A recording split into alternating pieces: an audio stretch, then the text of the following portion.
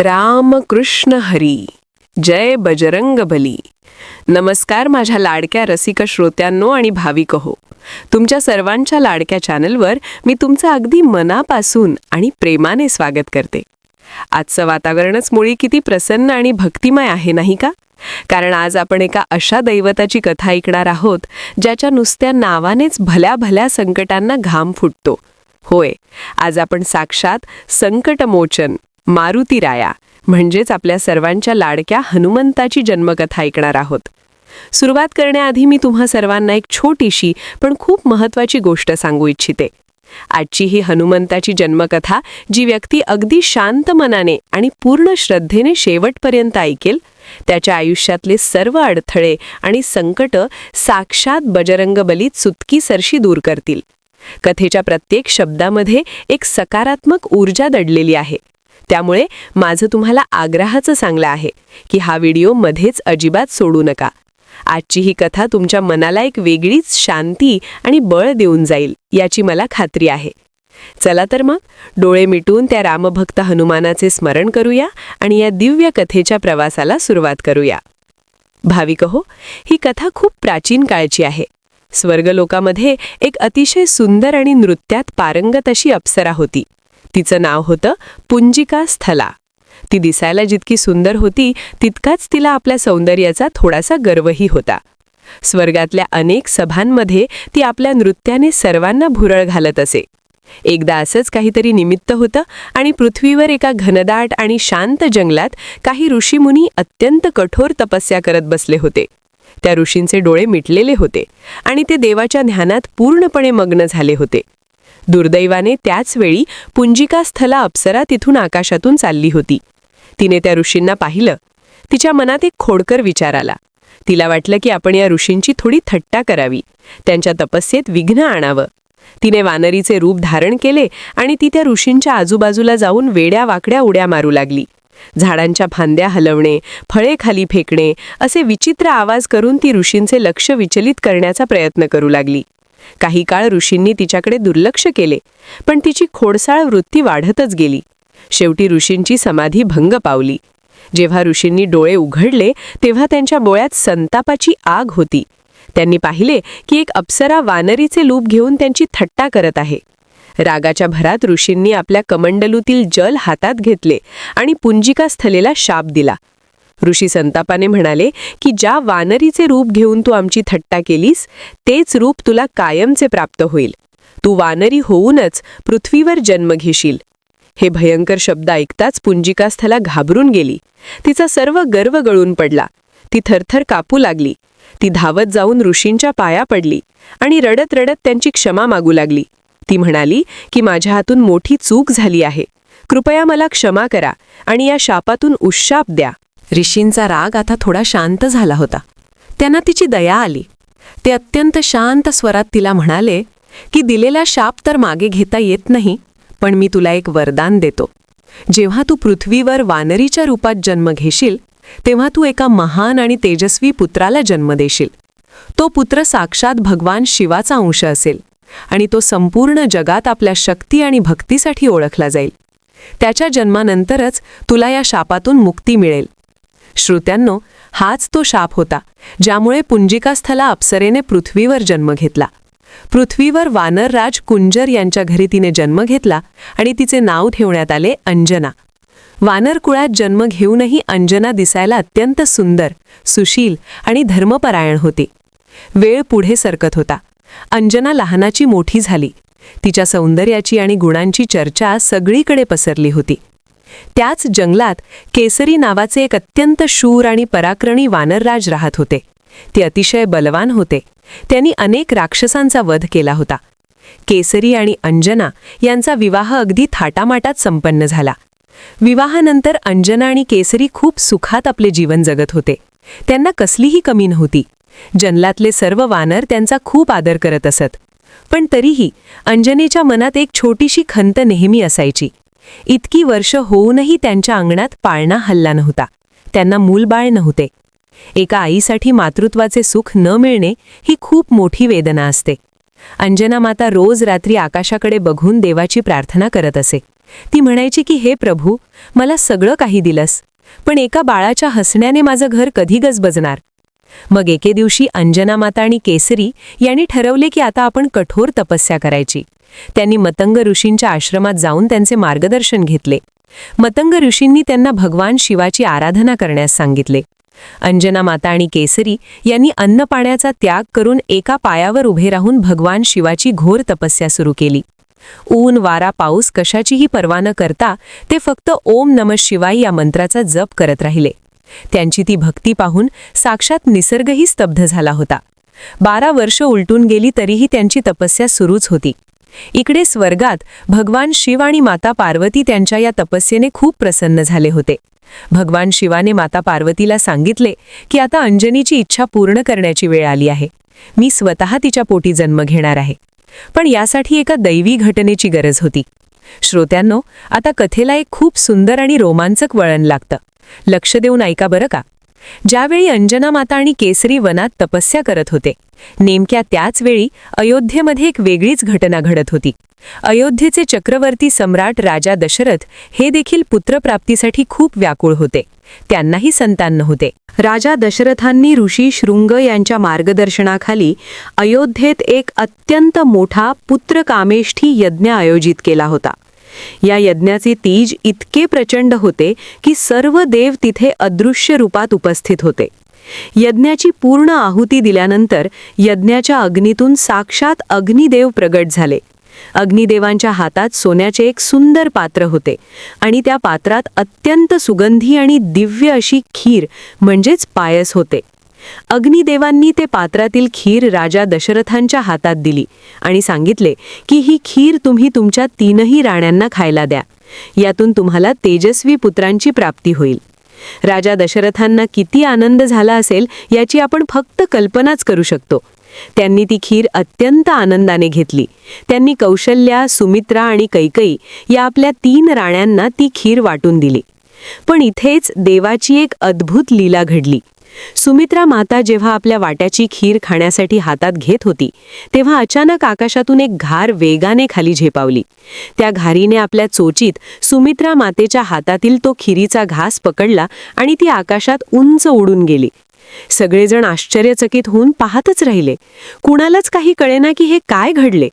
पण भाविकहो, ती साधी घार नव्हती. साक्षात शिवशंकराच्या इच्छेनेच ही सर्व लीला घडत होती. ती घार ती दिव्य खीर घेऊन आकाशात खूप दूरवर उडत गेली. उडता उडता ती नेमकी त्याच पर्वतावर आली जिथे अंजना माता डोळे मिटून दोन्ही हात जोडून शिवाची तपस्या करत होती. अंजना मातेचे हात प्रार्थनेसाठी ओंजळीच्या आकारात जोडलेले होते. नेमक्या त्याच क्षणी आकाशातून जोराचा वारा सुटला. साक्षात वायुदेव तिथे प्रगट झाले. वायुदेवाने आपल्या वेगाने त्या घारीच्या चोचीतली ती दिव्य खीर हळूच खाली पाडली आणि वाऱ्याच्या झुळकीसोबत ती खीर थेट अंजना मातेच्या उघड्या ओंजळीत नेऊन टाकली. अंजना मातेने डोळे उघडले. तिने पाहिले की तिच्या ओंजळीत एक अत्यंत सुगंधी आणि दिव्य असा प्रसाद पडला आहे. त्याचवेळी आकाशातून आकाशवाणी झाली, हे अंजने, हा साक्षात शिवाचा प्रसाद आहे. याचा तू आनंदाने स्वीकार कर. यातून तुला एका अत्यंत बलवान आणि तेजस्वी पुत्राची प्राप्ती होईल. राजा दशरथांना किती आनंद झाला असेल याची आपण फक्त कल्पनाच करू शकतो. त्यांनी ती खीर अत्यंत आनंदाने घेतली. त्यांनी कौशल्या, सुमित्रा आणि कैकेयी या आपल्या 3 राण्यांना ती खीर वाटून दिली. आणि मग तो सुवर्ण क्षण आला ज्याची अंजना माता आणि केसरीराज कित्येक वर्षे वाट पाहत होते. चैत्र महिन्यातील शुद्ध पौर्णिमेचा तो पवित्र दिवस होता. निसर्गात सगळीकडे आनंदाचे वातावरण होते. झाडांवर नवी पालवी फुटली होती. पक्षी गोड गाणी गात होते आणि मंद सुगंधित वारा वाहत होता. मंगळवारचा तो अत्यंत शुभ दिवस होता आणि याच मंगलमय दिवशी अंजना मातेने एका अत्यंत सुंदर, तेजस्वी आणि बाळसेदार पुत्राला जन्म दिला. बाळाचे रूप इतके मनमोहक होते की पाहणाऱ्याचे डोळेच दिपून जात होते. त्याचे शरीर सोन्यासारखे चमकत होते. त्याच्या चेहऱ्यावर एक विलक्षण तेज होते. जन्मताच त्या बाळाच्या कानात सुंदर कुंडले होती आणि गळ्यात एक दिव्य माळ होती. अंजना माता आणि केसरी यांच्या आनंदाला तर पारावार उरला नव्हता. त्यांनी संपूर्ण वानर राज्यात मोठी मिठाई वाटली. सर्वांनी मिळून मोठा उत्सव साजरा केला. जन्मताच या बाळाचे नाव मारुती असे ठेवण्यात आले, कारण तो मरुत म्हणजेच वायुदेवाच्या आशीर्वादाने जन्मला होता. श्रोत्यांनो, बाळ मारुती दिसायला जेवढा गोंडस होता तेवढाच तो खोडकर आणि चंचलही होता. वानलाचे गुण तर त्याच्यात जन्मजातच होते. त्याच्या लहानपणीच्या लीला ऐकून तुम्हालाही नक्कीच हसू येईल. तो एका जागी कधीच शांत बसत नसे. एका झाडावरून दुसऱ्या झाडावर उड्या मारणे, फळे तोडून खाणे, आपल्या शेपटीने मजेत खेळणे हा त्याचा रोजचा उद्योग होता. अंजना माता त्याच्या पाठीमागे पळून पळून थकून जायची. "अरे बाळा, थांब रे थोडा वेळ, किती हा तुझा गोंधळ?" असं ती प्रेमाने रागावायची. पण मारुती राया कुठे ऐकतोय? तो तर आपल्याच मस्तीत मग्न असायचा. असाच एक दिवस उजाडला. अंजना मातेला काही महत्वाचे काम होते म्हणून ती आश्रमात थोडी व्यस्त होती. बाळ मारुती बाहेर अंगणात खेळत होता. खेळून खेळून त्याला आता खूप कडाडून भूक लागली होती. बाळाला जेव्हा भूक लागते तेव्हा तो काय करतो? तो आईला हाका मारतो. मारुतीने पण आपल्या बोबड्या बोलात आईला हाक मारली. "आई, अगं आई, मला खूप भूक लागलीये, काहीतरी खायला दे ना ग." पण अंजना माता कामात असल्यामुळे तिला त्याचा आवाज ऐकू आला नाही. मारुतीची भूक आता वाढतच चालली होती. त्याच्या पोटात अक्षरशः कावळे ओरडत होते. तो इकडे तिकडे बघू लागला, काहीतरी खायला मिळतंय का म्हणून. तेवढ्यात त्याची नजर आकाशाकडे गेली. सकाळची वेळ होती. पूर्व दिशेला सूर्य नुकताच उगवत होता. तो उगवता सूर्य एकदम लाल भडक, गोल आणि अत्यंत आकर्षक दिसत होता. बाळ मारुतीच्या मनात काय विचार आला माहितीये? त्याला वाटलं, आकाशात ते लाल रंगाचं जे गोल गोल दिसतंय ते नक्कीच एखादं गोड, रसाळ आणि रसरशीत सफरचंद किंवा एखादं मोठं फळ असणार, आणि ते खाल्लं तर आपली भूक नक्कीच भागेल. लहान मुलांची कल्पनाच वेगळी असते बघा. आता मारुतीने ठरवलं की त्या आकाशातलं फळ तोडून आणायचंच. त्यात तो साक्षात वायुपुत्र होता. त्याच्याकडे जन्मताच उडण्याची आणि अमर्याद शक्ती होती.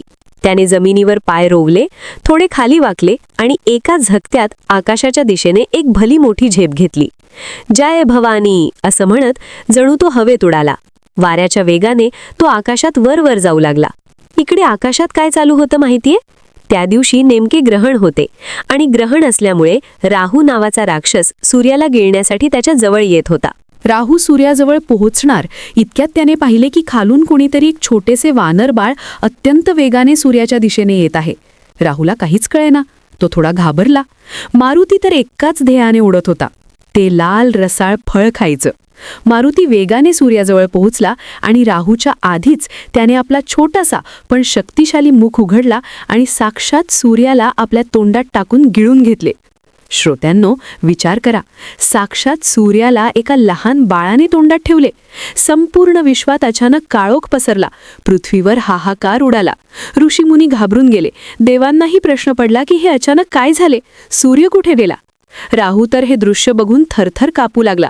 तो रडत रडत पळत स्वर्गात गेला आणि देवराज इंद्राला जाऊन म्हणाला, "महाराज, आज मी सूर्याला गिळायला गेलो होतो, पण तिथे माझ्या आधीच कुणीतरी दुसराच आला आणि त्याने सूर्याला खाऊन टाकलं. तो खूप भयंकर दिसत होता." हे ऐकून देवराज इंद्र प्रचंड संतापले. त्यांचा अहंकार दुखावला गेला. ते आपल्या ऐरावत नावाच्या पांढऱ्या हत्तीवर बसले आणि हातात आपले सर्वात शक्तिशाली अस्त्र वज्र घेऊन सूर्याच्या दिशेने निघाले.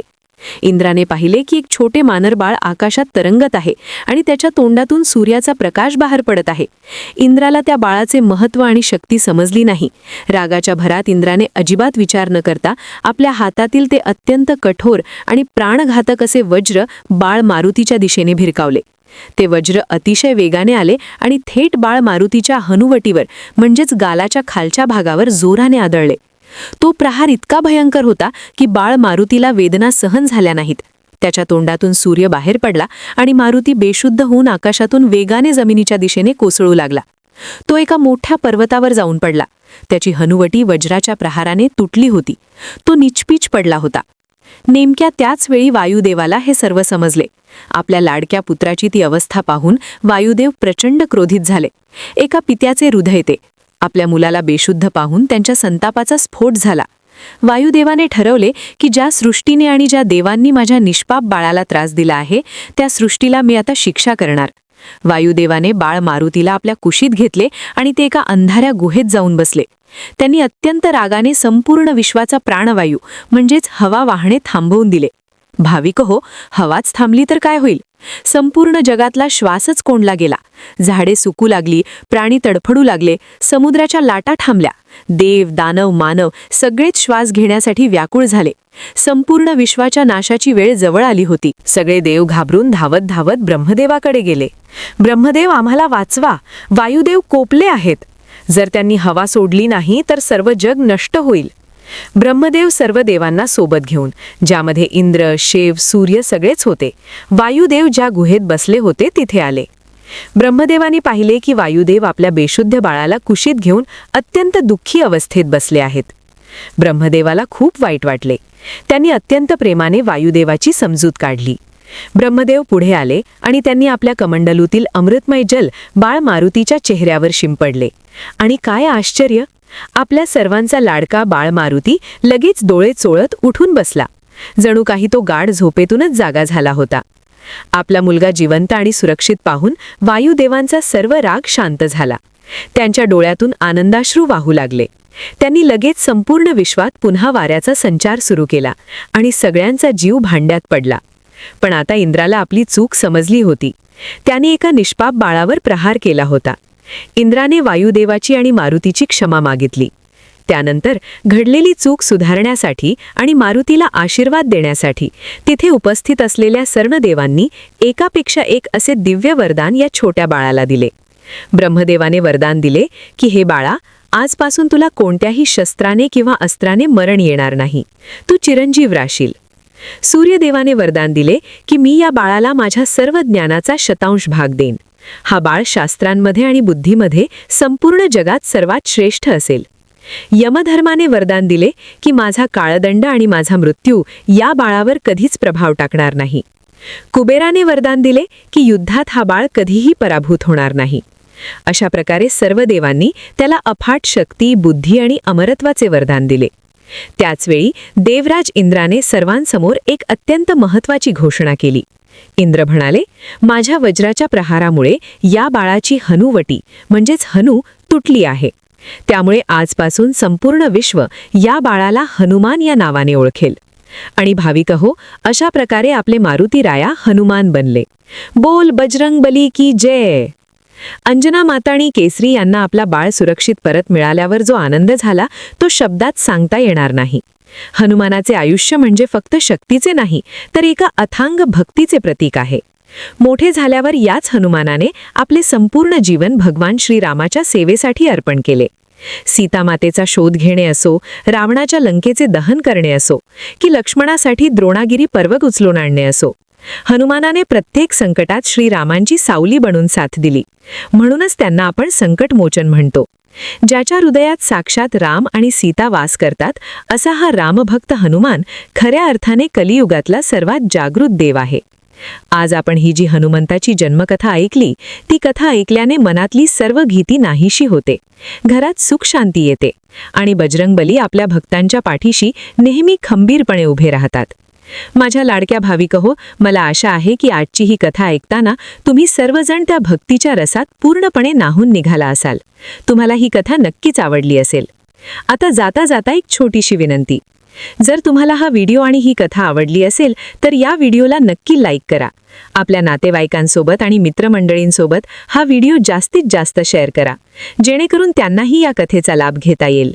आणि हो, खाली कमेंट बॉक्समध्ये मोठ्या प्रेमाने आणि भक्तीने जय श्रीराम किंवा जय बजरंगबली लिहायला अजिबात विसरू नका. तुमच्या एका कमेंटने मला आणखी अशाच सुंदर कथा तुमच्यासाठी घेऊन येण्याची ऊर्जा मिळते. तसेच जर तुम्ही अजूनही आपल्या चॅनलला सबस्क्राईब केलं नसेल तर लगेच करा आणि बाजूच्या बेल आयकॉनवरही क्लिक करा. चला तर मग आता मी तुमची रजा घेते. आपण पुन्हा भेटू एका नवीन आणि सुंदर कथेसोबत. तोपर्यंत हसत रहा, आनंदी रहा आणि प्रभू श्री रामाचे नामस्मरण करत रहा. राम कृष्ण हरी. जय बजरंगबली.